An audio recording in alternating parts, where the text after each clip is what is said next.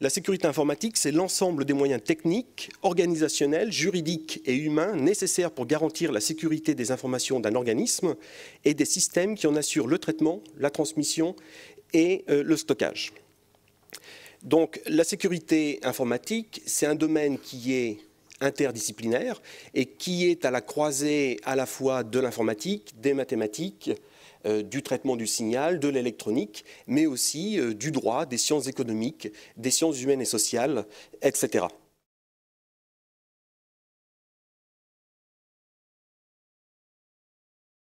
En conclusion, je vous ai montré que les fraudeurs auxquels on fait face aujourd'hui utilisent des outils extrêmement avancés, sont des ingénieurs doués. Ils savent très bien, ils connaissent très bien les normes et les publications académiques. Ils utilisent des contre-mesures anti-expertales. Et si jamais vous n'avez pas ça en tête, lorsque vous mettez au point une application, il finira par être cassé.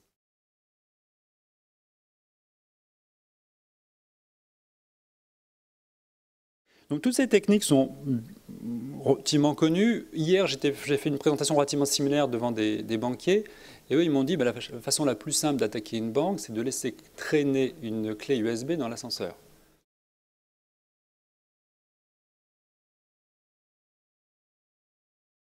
Et bien sûr, si on ne chiffre pas ces données, on ne peut pas espérer que ces dernières restent confidentielles quand on les envoie sur Internet. Mais est-ce que ça suffit? Alors là, ce qu'on va devoir faire, c'est que maintenant, admettons qu'on ait à notre disposition de bonnes primitives cryptographiques. Donc on a des bons mécanismes de chiffrement, avec des clés suffisamment longues pour qu'elles soient robustes, des bons mécanismes de signature, etc. Très bien. Qu'est-ce que je fais pour sécuriser mes communications avec ça?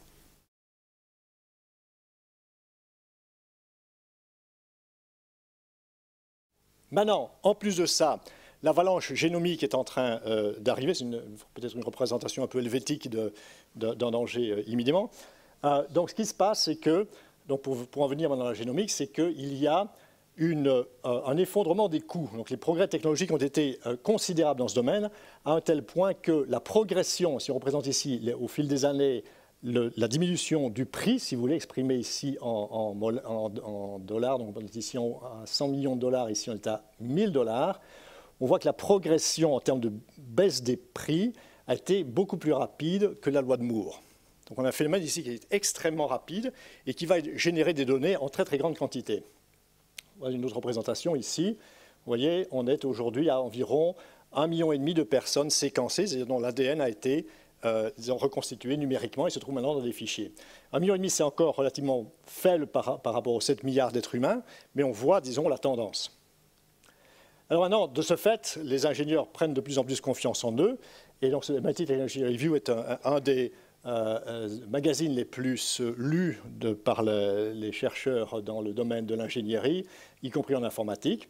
Bien entendu, quand les ingénieurs commencent à mettre des bébés sur leur couverture de magazines, il y a tout lieu de s'inquiéter, mais on voit le potentiel, si vous voulez, de faire évoluer l'espèce humaine en fonction des techniques dont on commence à disposer.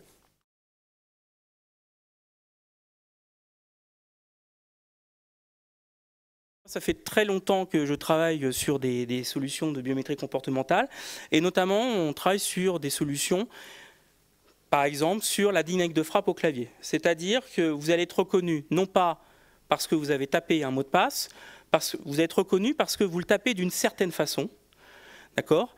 Et donc, c'est votre comportement à saisir votre mot de passe qui va être intéressant, et évidemment le contenu du mot de passe. Donc, c'est une solution à ce qu'on appelle à 2 facteurs. Donc, il faut connaître les 2 aspects. Et à partir de ça, eh bien, on va pouvoir comparer le modèle de la façon de taper d'une personne avec une nouvelle capture.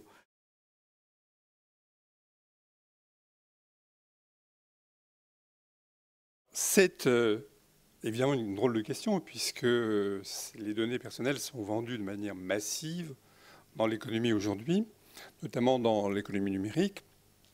On dit même que c'est le pétrole de l'économie numérique. Et on peut dire que l'économie numérique fonctionne à la donnée personnelle comme une voiture fonctionne à l'essence.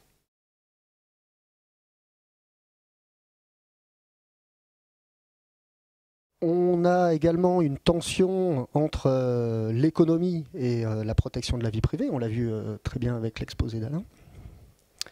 Et enfin, avec d'autres progrès sociétaux. comme les soins et l'accès à la santé personnalisée, etc. Donc, eh bien, je voudrais tout d'abord vous poser à chacun d'entre vous quel est votre avis sur cette tension, comment on peut l'appréhender, qu'est-ce qui finalement doit nous aider à réfléchir aux choix qu'on doit faire pour réguler cette tension. Donc, je passe la parole à Jean-Pierre sur... Bon, c'est un problème très vaste qui concerne les différents aspects de la société. Il concerne à la fois l'individu et sa liberté, comme on l'a vu. Il concerne aussi la souveraineté des États.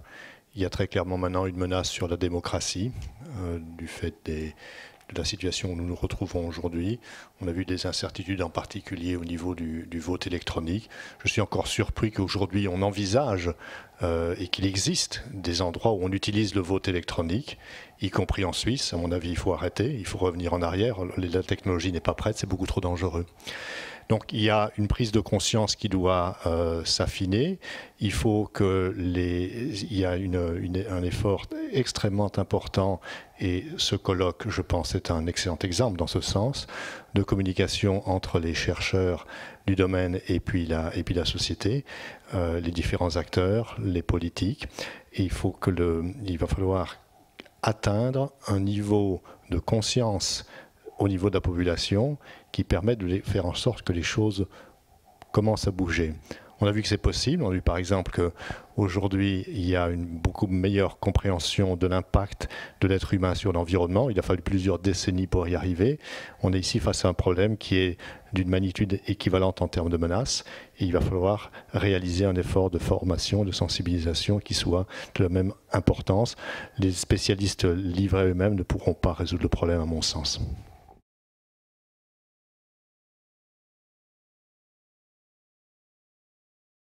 C'est très simple d'écrire ce qu'on a appris de Snowden dans un transparent. La NASA a tout collectionné, peut savoir tout, mais veut aussi hacker tout le système. Ça, c'est quelque chose qui est peut-être plus étonnant que les autres choses. En fait, avant Snowden, moi, j'ai donné des exposés de temps en temps sur la NASA, mais les gens me considéraient un peu comme un prof un peu crazy. Mais après ces documents, en fait, c'est plus facile parce qu'on ne sait plus de détails et en général, les gens me croient un peu plus.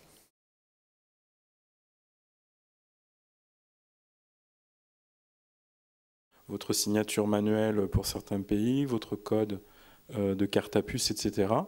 Ce sont des moyens de vous authentifier pour autoriser un paiement. Et donc, il y a différentes stratégies qui sont développées pour détourner ces informations et les réutiliser à votre insu.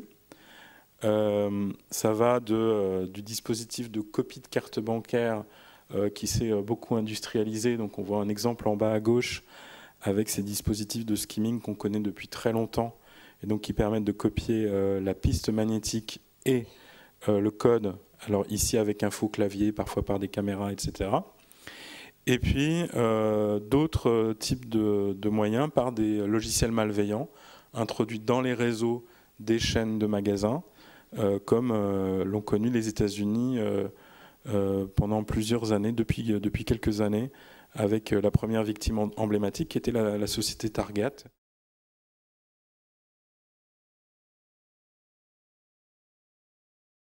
Ça, c'est la photo, par exemple, que j'ai prise lors d'un voyage en Finlande en début d'année.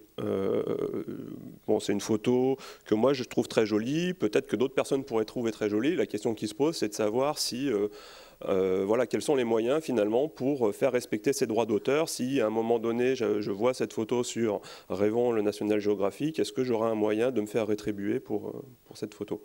Ce problème-là, il est vraiment d'actualité. Il faut savoir qu'il y a une étude récente qui montre qu'il y a 14 milliards de photos qui sont disponibles sur des sites commerciaux. Et parmi ces 14 milliards, il y en a 3,4 qui ne seraient pas rétribués ou seraient utilisés illégalement. Donc au moins 3,4 milliards. Donc vous voyez que c'est un problème majeur.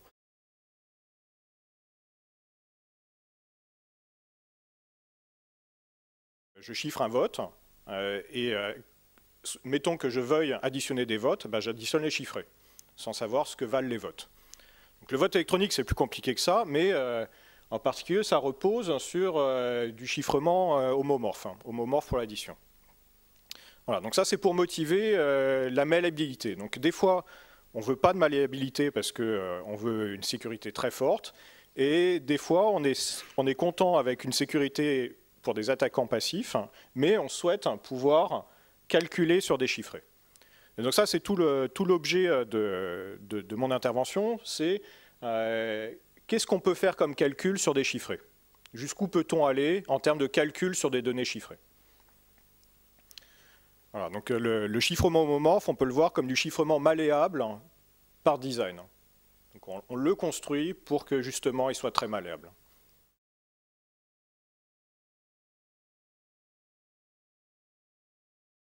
La seule contrainte qu'on va lui imposer, c'est que toutes les requêtes F qu'il va faire doivent satisfaire la propriété qu'elles s'évaluent de la même manière sur x0 et x1. Donc ça, c'est une contrainte indispensable si on veut avoir un quelconque niveau de sécurité. Par contre, ça va être la seule contrainte qu'on va lui imposer, c'est-à-dire qu'il pourra poser toutes les requêtes qu'il veut comme cela, mais ensuite, son objectif sera d'essayer de distinguer si on lui a chiffré x0 et x1. Et ça, cette notion-là, qu'on appelle la sécurité sémantique, qui est également la notion de sécurité qu'on exige sur du chiffrement complètement homomorphe, qu'on exige sur tout schéma de chiffrement, on peut se rendre compte que ça caractérise le fait qu'un attaquant ne peut pas apprendre un quelconque bit d'information sur le message clair quand il voit le chiffré.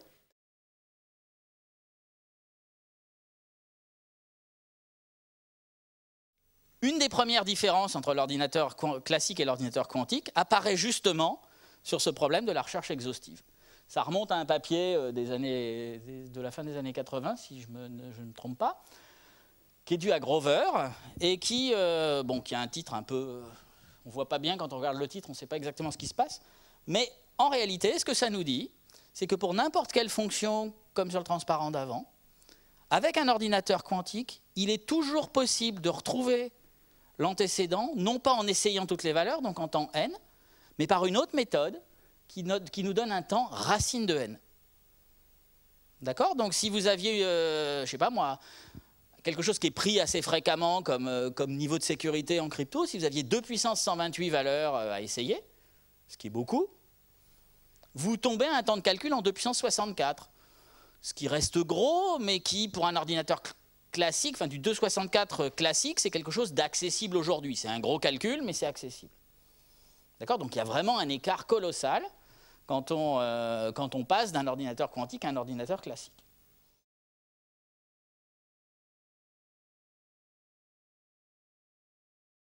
Souvent, on n'écoute pas la communauté, on peut trouver des problèmes de sécurité. Par exemple, on a l'exemple de Flame, qui était le malware qui était apparu en 2012, qui exploitait le fait que MD5 n'était pas résistante aux collisions. Et ceci, on le savait depuis 2004, en fait. Ou l'attaque sur TLS de 2013, qui exploitait le fait que RC4 avait des biais sur sa sortie, qui était en fait aussi connu depuis 2001. Ou Freak, en 2015, qui exploitait des petites clés de RSA 512, et qui étaient donc faibles. Ou Sloth de cette année, qui exploite aussi le fait de MD5.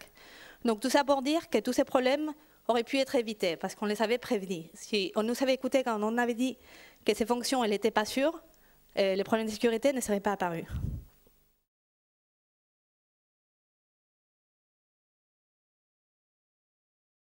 Qu'est-ce qui se passe si je vote sur une machine à laquelle je ne peux pas faire confiance? S'il y a un virus sur mon laptop, si j'ai un virus dédié, peut-être que justement il peut enregistrer mon vote que je rentre dans la machine et l'envoyer à quelqu'un. Et pareil pour la vérifiabilité, peut-être qu'il y a un petit malware qui, au moment où je vote pour Alice, avant de le chiffrer, va le transformer en Bob. Et comme moi je vais aller voir que mon vote chiffré est sur le tableau d'affichage, je vais bien voir le chiffré qui a été calculé par mon ordinateur, mais mon ordinateur, le programme, il avait chiffrer autre chose que ce que je lui ai demandé. Ça, c'est plus compliqué.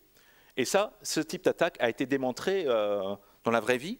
Par exemple, Laurent Grégoire, c'est un ingénieur français qui habitait à l'étranger, qui avait montré la faisabilité d'un tel malware pour les élections nationales parlementaires pour les expats.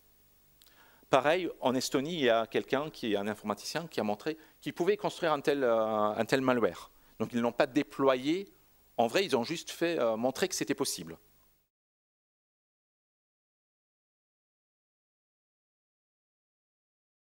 On peut imaginer quand même d'autres choses que la course entre les hackers et les contre-mesures, enfin la détection de virus, quoi. On peut essayer, et pareil pour toutes les attaques cryptographiques. On n'est pas seulement dans ce cycle infernal. Il y a des hackers qui cherchent des attaques, je trouve une contre-mesure et je recommence, etc. On peut imaginer quelque chose. Par exemple, je prouve que la sécurité. Si je prouve la sécurité, c'est point final. Voilà.